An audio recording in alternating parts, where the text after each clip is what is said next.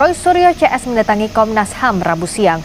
Audiensi selama 1,5 jam itu berlangsung tertutup. Halo, selamat pagi, kembali lagi dengan saya, Joro Joni Rombe. Kali ini saya mau mengulas mengenai Roy Panci dan gerombolannya yang mendatangi Komnas HAM, yang merasa dirinya dikriminalisasi, diskriminasi. Aduh. Salah satu anggota Roy Panci yaitu Rismon yang mengungkapkan bahwa mereka dikriminalisasi, diskriminasi oleh pihak aparat kepolisian. Kedatangan ketiga tersangka kasus fitnah ijazah palsu Jokowi ini diterima langsung sejumlah pimpinan Komnas HAM. Bersama tim kuasa hukumnya, Roy Suryo CS menyampaikan dugaan pelanggaran HAM berupa diskriminasi dan kriminalisasi selama proses hukum yang dijalani dalam kasus dugaan ijazah palsu. Pihak Roy juga mengklaim tak diberi ruang untuk menghadirkan saksi dan ahli. Selain itu, mereka juga menilai perkara ijazah palsu ini melanggar prosedur. Kalau ini bukan bukti HAM yang termasuk yang di-highlight adalah ketika status kami naik menjadi tersangka, kemudian kami kena cekal, kemudian kami kena wajib lapor. Itu adalah pelanggaran hak asasi manusia yang luar biasa berat. Ya. Dan kami tadi menyampaikan bahwa ini buktinya, kalau kami itu ketika melakukan penelitian, itu adalah resmi diminta oleh TPUA waktu itu selaku saksi, ya, selaku ahli. Dan saksi atau ahli itu berdasarkan Undang-Undang Perlindungan Saksi dan Korban itu memang tidak boleh tersangkakan gitu, apalagi dilakukan. Untuk membahas adanya dugaan kriminalisasi dalam proses hukum kasus dugaan fitnah ijazah Jokowi, saat ini kita langsung bergabung dengan Rismon Sianipar yang merupakan salah satu tersangka dugaan fitnah ijazah Jokowi melalui sambungan Zoom, dan di studio juga sudah hadir Maria Semar selaku Ketua Umum Rampai Nusantara. Selamat malam Bung Rismon juga Bung Semar. Malam Rizka. Selamat malam Mbak. Selamat malam Bang. Halo. Semar. Halo, Bang Rismon. Saya ke Bang Rismon dulu. Jadi sebenarnya yang dianggap pelanggar HAM yang dianggap oleh Bung Rismon, Bung Roy juga Dr. Tifa itu apa sih? Ya, sebelum ke situ ya, kami perlu jelaskan tadi ada informasi sangat penting dari Ketua Komnas HAM saat ini, Ibu Anis sangat penting. Hidayah, ya, yang mengatakan bahwa pada 2 gelar perkara khusus, yang pertama dilakukan di Mabes Polri maupun yang kedua di Polda Metro Jaya, mereka tidak hadir. Jadi keterlibatan mereka pada 2 gelar perkara khusus itu tidak ada sama sekali. Jadi mencatut ya, baik Mabes Polri maupun Polda Metro Jaya itu mencatut sengaja nama Komnas HAM seolah-olah hak-hak asasi kami sebagai peneliti itu sudah terpenuhi pada 2 gelar perkara khusus tersebut. Ini info yang sangat menyakitkan hati kami. Ya, bagaimana kepolisian, Mabes Polri dan Polda Metro Jaya sengaja mencatut nama Komnas HAM, padahal mereka tidak hadir. Itu info. Wah, bahaya nih. Ini satu statement yang perlu digarisbawahi oleh dari Rismon Sianipar ini, bahwa pihak kepolisian mencatut nama Komnas HAM. Ini bisa menjadi liar, ini harus dikelirkan. Ini menuduh tanpa alasan ini. Bahaya nih, sudah menghantam serampangan ini Roy Panci dan gerombolannya ini. A1 langsung dari Ibu Anis Hidayah ya, sebagai Ketua Komnas HAM. Yang kedua, apa yang kami laporkan adalah bagaimana relasi kuasa yang terjadi pada pertemuan ya Bang Egy Sujana pada 8 Januari di Solo. Itu bisa Pak Jokowi sebagai pelapor memerintahkan kepolisian ya dalam hal ini di Reskrimum Polda Metro Jaya langsung ada di sana, yaitu Kombes Iman Imanuddin, dan orang yang memeriksa kami, yaitu Kepala Unit Kamnek 5, Ibtu Rosadi, ada di sana. Langsung diperintah-perintah seperti itu. Terus di mana? Ini kan penyidikan ini sangat bias. Joko Widodo sebagai pelapor itu masih punya kendali penuh pada kepolisian. Siapa yang beritahu? Makanya kami ingin satu tuduhan yang tidak berdasar lagi nih. Pak Jokowi memerintah. Ada bukti, ada data. Ini Rismon asal saja mengeluarkan statement. Inilah yang menjadi andalan menaik peluru terakhir mereka untuk menghantam serampangan. Lagi-lagi fitnah. Mereka cuma bisanya fitnah dan fitnah. mengajukan bahwa hasil forensik Polri layak diragukan. Oke. Sangat layak diragukan karena relasi kuasa tersebut. Oke. Oleh karena itu, kami ingin lab for luar negeri agar tidak bisa diintervensi. Ada di Singapura, ada di Jepang, ada di Korea Selatan, ada di Australia. Jadi Anda maupun di meragukan hasil Amerika. dari lapor Polri tadi menganggap kalau Bung Rismon ada relasi kuasa, termasuk juga ada temuan kalau dari informasi yang didapatkan Bung Rismon tidak ada Komnas HAM pada saat gelar perkara khusus. Silakan Bung Semar. Ya, pertama saya mau respon begini ya. Kalau dianggap Pak Jokowi itu memiliki kendali terhadap kepolisian, mungkin Bang Rismon dan kawan-kawan nggak cuma belakangan ini jadi tersangka, dari awal juga sudah bisa jadi tersangka. Dan sekarang juga udah dilakukan penahanan ya. Karena memang kita lihat sejak awal kan on the track ya, kepolisian sudah cukup profesional dan proporsional dalam menangani perkara ini yang sudah menjadi perhatian publik. Jadi kan sekarang Roy Suryo dan kawan-kawan termasuk Bang Rismon itu mencoba untuk melakukan perjuangan membela dirinya ke Komnasan dan lain sebagainya, silakan saja, itu haknya ya. Tapi kan sejak awal kita semua tahu, sejak awal justru yang menantang-nantang itu kan Rosuryo dan kawan-kawan untuk dibawa ke proses hukum, untuk dilaporkan dan lain sebagainya. Itu jejak digital yang tidak bisa dihapus. Nah, ketika sudah dilaporkan oleh Pak Jokowi dan akhirnya berproses, sekarang membangun narasi, orang menyampaikan kritik, orang melakukan penelitian, kok dikriminalisasi. Nah, ini yang menurut saya memang akhirnya mungkin Rosuryo dan kawan-kawan tidak menduga bahwa proses hukum itu bisa berlanjut seperti saat ini, yang akhirnya memang kasusnya sudah pelimpahan ke kejaksaan, bahkan sudah ada perpecahan juga di antara 8 tersangka ini ketika Bang Egy mengajukan restoratif justice dan keluar SP3. Berarti kan sudah tidak solid. Dugaan kita selama ini bahwa kapalnya sudah oleng, udah betul-betul oleng, dan mungkin sebentar lagi karam. Nah, tinggal lagi sekarang bagaimana orang-orang yang memang masih mendapatkan ancaman hukuman pidana ketika ini berproses secara pengadilan, itu kan ingin coba untuk membela dirinya, dan silakan saja. Tapi jangan juga ketika polisi tidak melakukan penahanan ketika diperiksa dulu, Bang Rismon dan kawan-kawan menyatakan provisi sangat baik, sangat profesional dan lain sebagainya.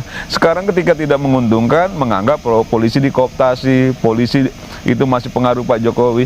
Ini yang menurut saya narasi-narasi yang dibangun, narasi-narasi yang sesat ke publik, dan sebenarnya akhirnya mengganggu juga gitu ya kondusivitas yang secara akal sehat itu sudah tidak masuk akal ya. Bung Rismon tadi meragukan adanya relasi kuasa dalam proses restoratif justice-nya Bang Egy dan juga Bang Damai. Tapi untuk kasus yang klaster Anda yang dilimpahkan ke kejaksaan, Anda melihat prosesnya sudah sesuai dengan jalurnya, sudah on the track atau tidak? Sesaat lagi di Sapa Indonesia Malam kita bahas. Masih bergabung Rismon Sianipar, salah satu tersangka dugaan fitnah ijazah Jokowi, dan juga Mardiansyah Semar selaku Ketua Umum Rampai Nusantara. Bung Rismon, kalau dalam kasus Anda yang masih bergulir sekarang di kejaksaan, batuk-batuk tuh, itu sudah sesuai dengan hak asasi belum? Iya, itu juga yang bagian dari yang kami laporkan tadi ke Komnas HAM, bahwa ya bagi kami pelimpahan berkas ke kejaksaan itu terlalu prematur, karena sempat Polda Metro Jaya menjanjikan kepada kami bahwa ahli kami dan saksi under charge kami itu diperiksa dulu, begitu loh. Karena kita pertanyakan bagaimana mungkin ini terkait dengan manipulasi digital yang dituduhkan kepada kami itu kan dituduhkan hanya karena 5 ahli yang diperiksa oleh Polda Metro Jaya. Sementara kami juga memiliki 5 ahli untuk men-challenge itu. Ya, seperti Profesor Dr. Tono Saksono, seperti Profesor Henry Subiakto, Dr. Rido Ramdhani, belum juga dengan Dr. Leoni dan lainnya. Jadi harusnya Polda Metro Jaya melengkapi itu dulu, mendengarkan ahli dari kami, bukan hanya sepihak 5 ahli forensik digital yang memvonis kami memanipulasi dan menuduh kami dengan sangkaan pasal 32 dan 35 Undang-Undang ITE tanpa mendengar ahli dari kami dan secara prematur dan tanpa dasar ya di Reskrimum Polda Metro Jaya ya Kombes Imanuddin menuduh buku Jokowi's White Paper itu tidak ilmiah. Apa dasarnya? Gitu loh. Yang kedua ya. Ya, silakan. Aduh, buku tidak laku dijual. Bagaimana mungkin ya itu langsung diberikan setelah itu hanya beberapa hari setelah Bang Egy Sujana itu mendapatkan restu untuk RJ dari Pak Joko Widodo. Ini kan sangat dekat, korelasi antar relasi kuasa itu kan sangat tercium di sini. Ini cocok logi lagi. Iya, tadi timeline itu dianggap semakin menguatkan adanya relasi kuasa dan dianggap tidak diberikan kesempatan yang setara untuk Bung Roy Suryo CS. Enggak lah, sejak awal juga kan menurut saya ya sudah cukup diberi ruang lah buat Roy Suryo dan kawan-kawan dalam proses hukum yang kemarin. Apa bandingannya bahwa itu memang sudah fair dilakukan? Ya sekarang begini, ini kan kasus yang sangat sederhana sebenarnya.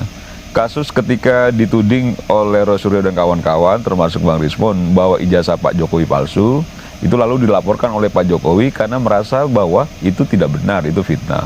Ijazah Pak Jokowi asli. Dan itu yang akhirnya dilaporkan secara hukum.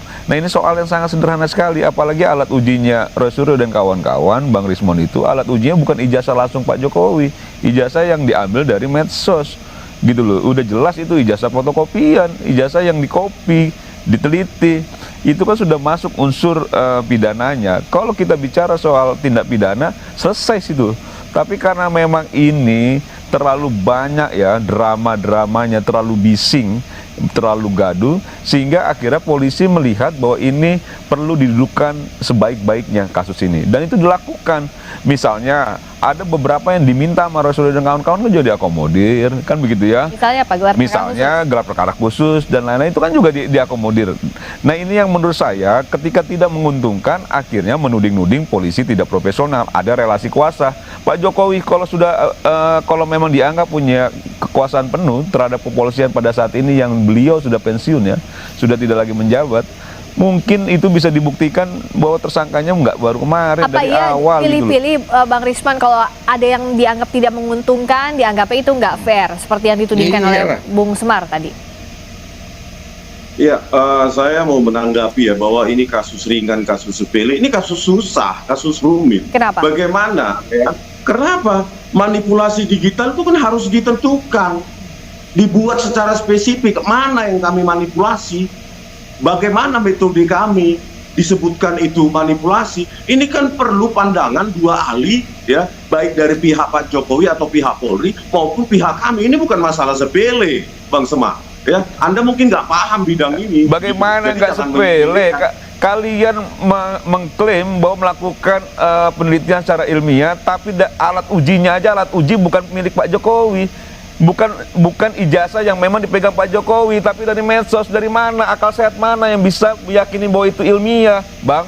Dari mana, Bang? Oke, coba, Bang Rismond dilanjutkan, Bang Rismond. Bagaimana Abang bilang ini nggak sepele gitu loh? Kalau alat uji Abang itu ijazahnya Pak Jokowi ya diizinkan untuk diteliti dan akhirnya hasilnya itu memang dicurigai itu palsu, itu boleh Abang bicara palsu. Dijawab dulu Bang Rismond, silakan. Ini fotokopian yang Abang jadi alat uji. Silakan Bang Rismond, jawab.